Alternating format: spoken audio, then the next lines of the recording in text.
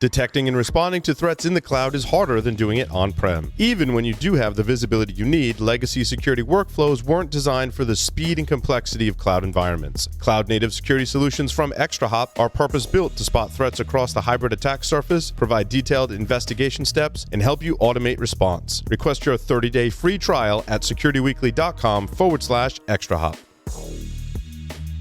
Welcome back, everyone, to Enterprise Security Weekly. Quick announcement, the Layer 8 conference is going virtual. It'll be held on Saturday, June 6th. Security Weekly listeners save $20 off their ticket by visiting layer8conference.com using the promo code SecurityWeekly. Before selecting your ticket type, you can also donate proceeds from your ticket to some partner organizations with Layer 8. We also will have our own channel in the Layer 8 Discord server answering questions and possibly doing some contests. Adam Bosnian is here with us. He is the Executive Vice President of Global Business Development at CyberArk. He's responsible for managing and expanding global strategic relationships with technology partners at CyberArk. Adam, welcome to the program. Thank you very much for having me. I'm glad to be here. Also, my Armenian brother from another mother. We could talk food for hours, and right. Let's not do it because I haven't had lunch yet. So today we're talking about the value of identity in a multi-vendor IT environment, which of course can include multiple technologies you have on-premise, in the cloud, or any combination thereof. John Strand will be receiving his gift from CyberArk from a previous segment. It actually touches on a lot of the things, Adam, that you and I were discussing in terms of, well, first locking down your service accounts and other things and having a more inclusive privilege access management program. Yeah, I think a lot of times service accounts are one of those things that kind of get not forgotten, but maybe not as looked at as deeply as they need to, right? I think that we all understand that the core value of identity and privilege access security as managing the user access, right? And usually we talk about it from a heartbeat user, a human user, but it's really that control plane, putting the controls in front of those accounts and what people can do. But at the end of the day, there's a lot more service accounts in organizations than there are human users. So you really need to look at both sides of that equation and put that identity control plane in place for heartbeat users and non-heartbeat users. And one of the examples I'm very familiar with, right, and that is your vulnerability management system. And, when Matt and I were at Tenable and working directly in the VM space, that was certainly a great option for folks, right? Because they were, years ago, I think, more hesitant to say, well, I need my vulnerability scanner, for example, to have a privileged access to my systems in order to do its job, or have some level of access in basically create that privileged role for your scanner. And the folks like CyberArk give a great facility to manage those credentials, right? So rather than a user, it is a service, but that service needs access to all of these different servers and workstations to be able to do its job. So, Adam, if you could talk like what that looks like today, because I'm actually kind of curious. I haven't talked about it in some time. It's a great use case because, the service accounts, there's a lot of different reasons why they get a lot of privileges, right? In the case of a vulnerability manager, that system needs a strong credential to go and do the deep scan on that target environment. And, oh, by the way, it's going to be going across multiple targets. So, either I need to find a way to manage individual credentials for each target that we're going to deal with, or we give it a stronger credential and put stronger controls around that credential so that the vulnerability manager system can do its job, do that deep scan, find out what's really going on in that target system, but do it in an efficient but really secure way, not creating even more attack surface out there. But when you start to pull the camera back a little bit and look at other service account usages, you find that privileges or high privilege accounts are used in those environments for different reasons. Let's take the robotic process automation world out there. Listen, we have these bots that are out there that are automating things in finance, automating things in different parts of the business. And a lot of times they're about a specific user's function getting automated, but then that robot needs to be used for multiple users or across time zones or across different roles. And again, now the easiest way to deal with that is to provide a very powerful privileges set to that service account. And when you do that, you need to put security around it.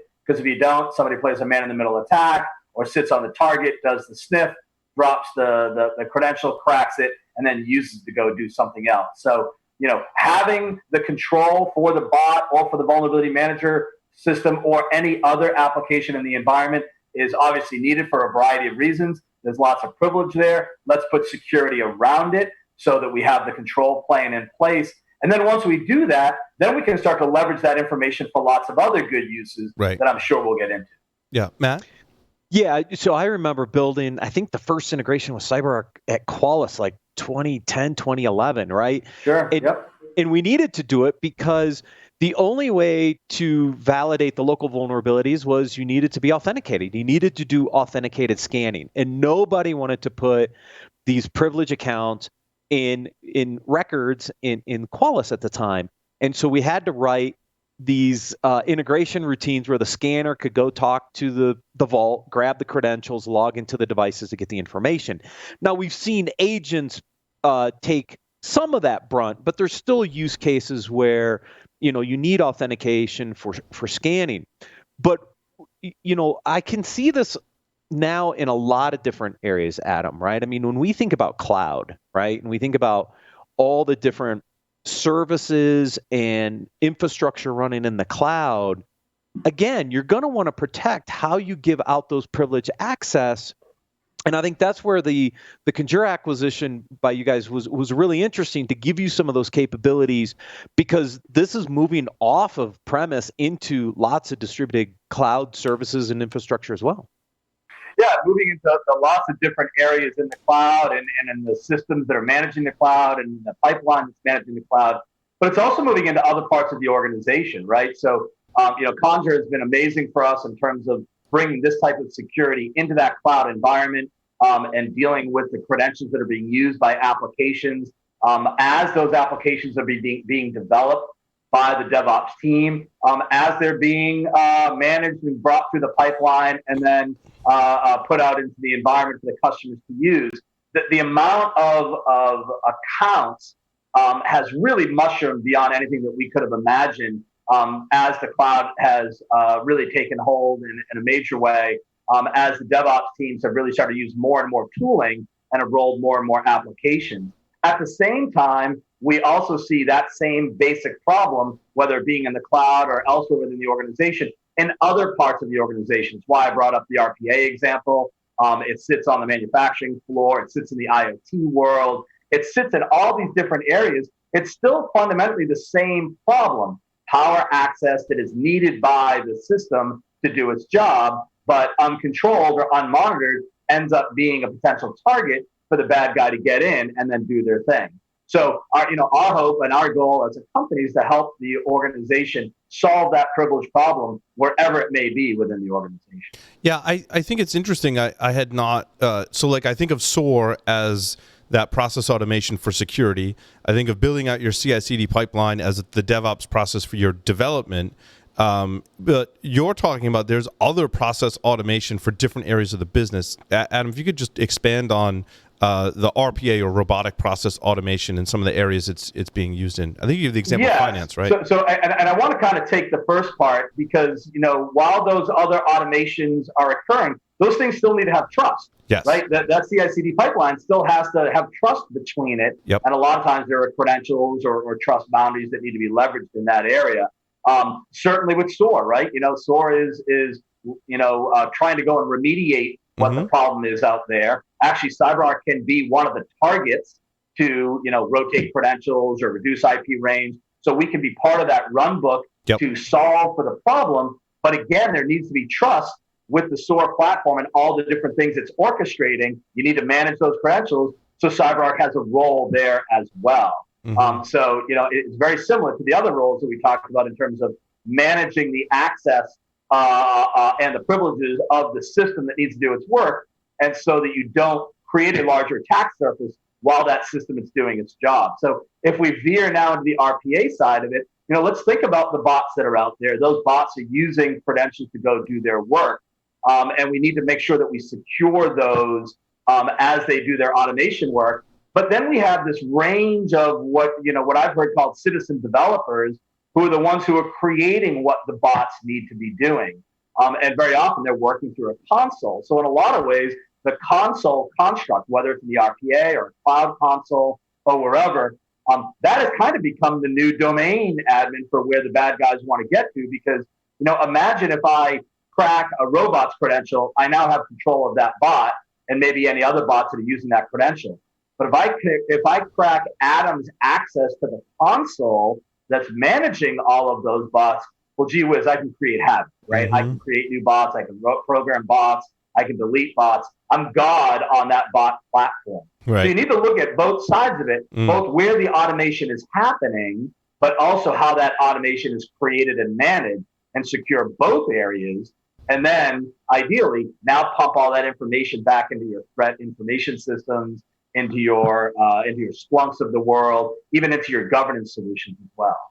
Yeah, because going back to the vulnerability management example, I would advise folks to, if you have scans running in a certain time window, right, during your maintenance period, then it should only be able to pull credentials during those time windows. Do you find people using time as a one of the kind of guidelines for credentials? But both time and amount of accesses that are allowed in that time frame. Yep. And if there's an issue or they've gone outside of that, then block it.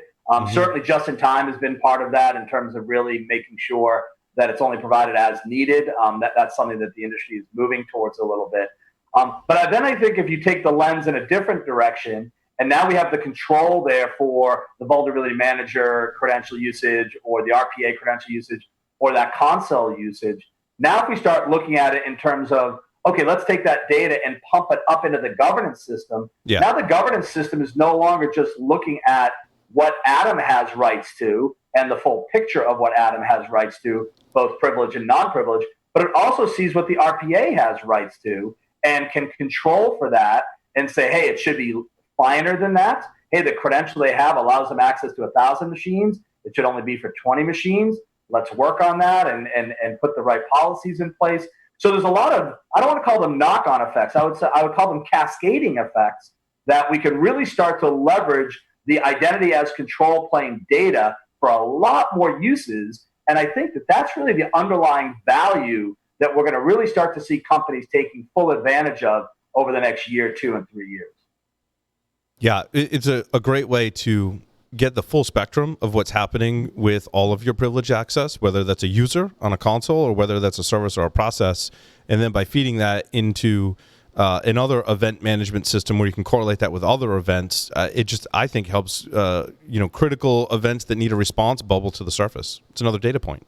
Yeah, I think that, I always say that if you're not looking at identity data and most specifically the privilege, access, security information in your threat hunting, in your correlations, then you're not really doing correlations, right? You can look at all the endpoint stuff in the world, but if you don't see what the admin user is doing and have that filtered into what's happening, and you can't tie that admin user to who as admin is doing that work, then you're not really doing a service to your organization.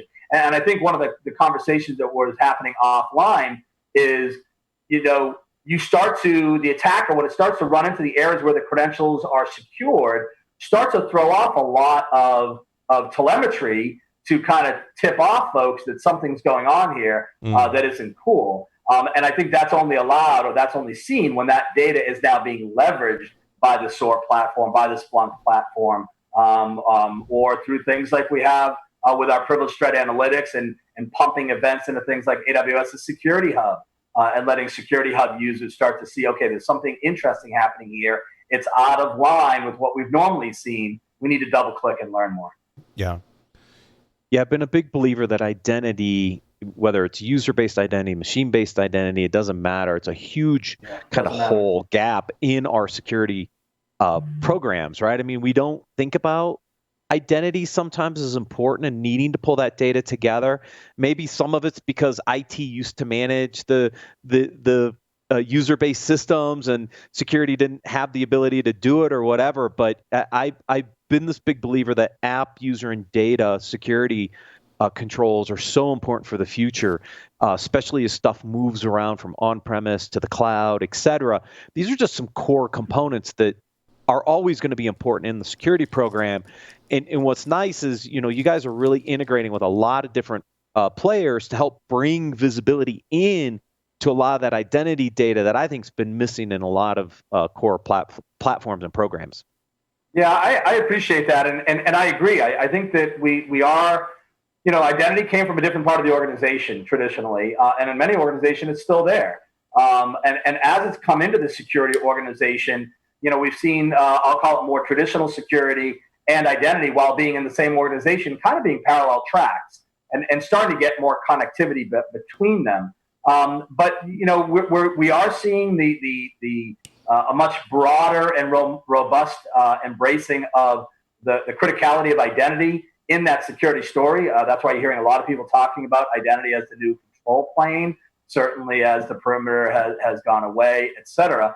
But you're seeing companies like CyberArk talk more about an identity security perspective that is not only talking about, hey, you need to secure the identities in order to secure your organization. Not just that, but then all that good data that we get in terms of what Adam is doing normally and what Adam did today is just gold for that threat detection, for that governance, for that identifying what's really happening in the organization. So there's almost two aspects to that identity security conversation.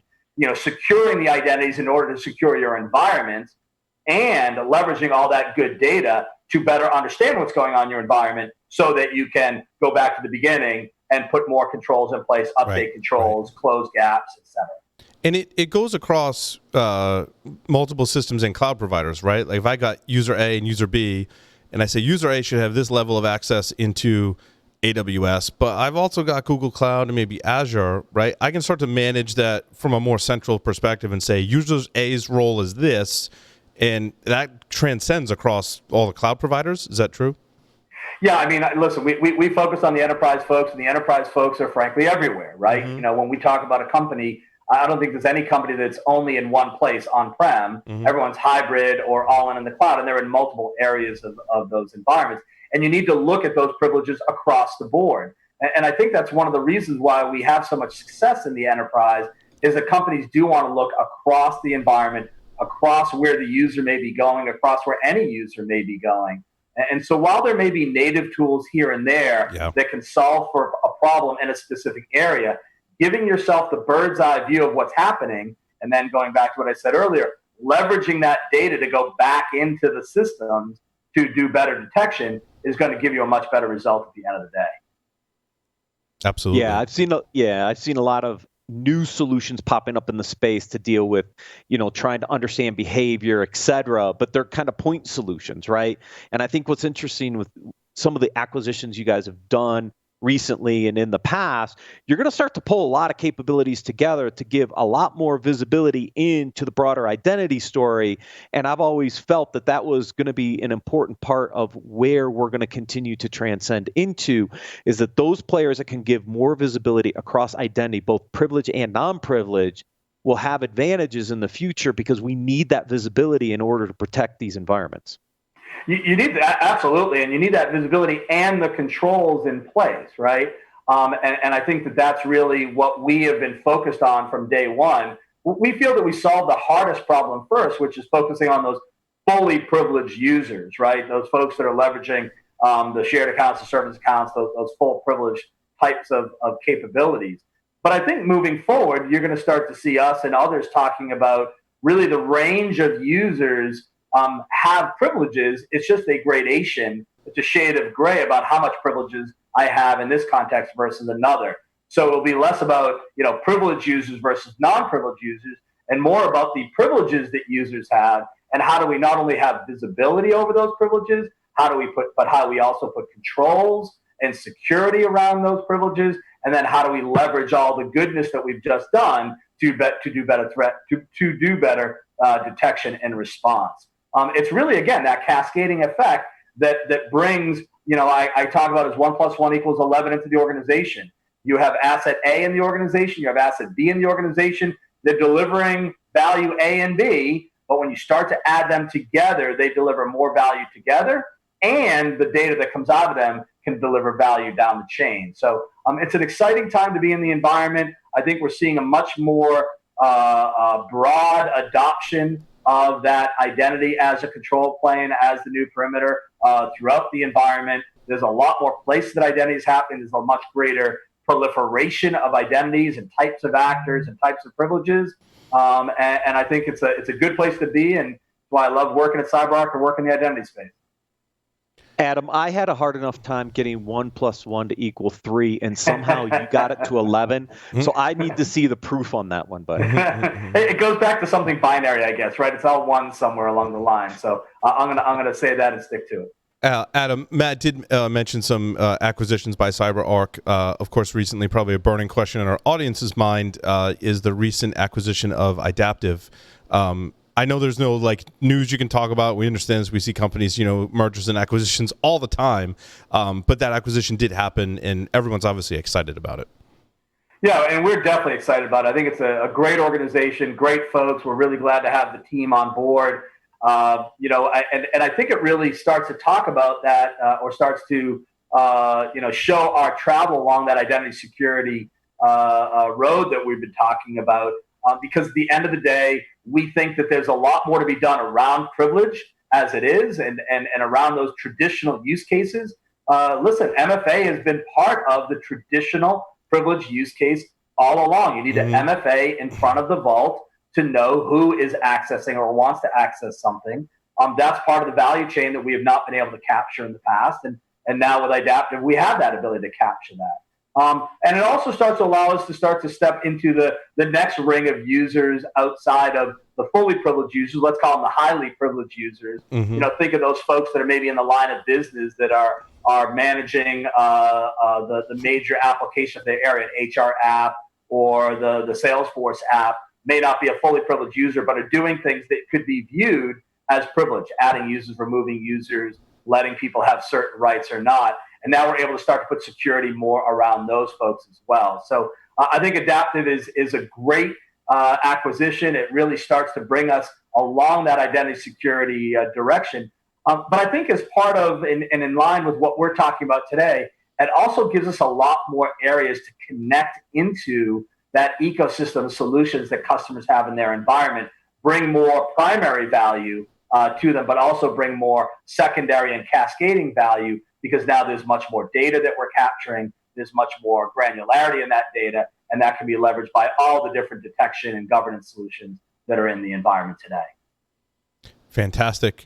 Folks that want to learn more about CyberArk and CyberArk solutions can visit securityweekly.com/CyberArk. Adam, thank you so much for appearing on Enterprise Security Weekly.